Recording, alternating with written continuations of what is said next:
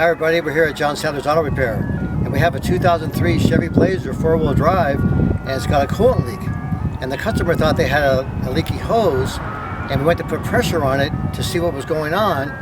And we have a pressure tester. We removed the radiator cap, and we put an actual pressure tester, and it goes on just like the radiator cap.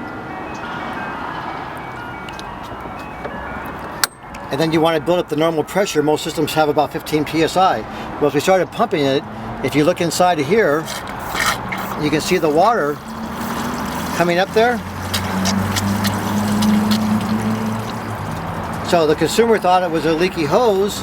I thought it was a leaky hose yesterday, and then today they brought it back to have more closer inspection. On these engines, on the intake manifold to the cylinder head, this is off a 3.8 liter. This gasket is still in good condition. But what's happened is the material on the gasket is worn out, and this piece is just where the cooling port is just gone away from that section. This is the intake manifold port, and so this one doesn't actually have the cooling port, but it's the same type of paper type material or plastic with rubber inlay in there, and the section that runs the cooling port. So I'm just showing you a gasket that's similar, but not the particular one that's the same on this engine. And that piece of gasket material has come all the way out. So as soon as you start it up and start to drive, the antifreeze came out and they filled it full of water. But as you can see, it's like a little fountain just pumping right out of there.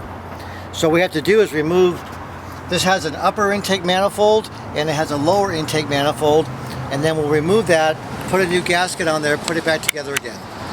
So you have to be very careful in some of these diagnoses. Don't be fooled when you think it might just be a hose.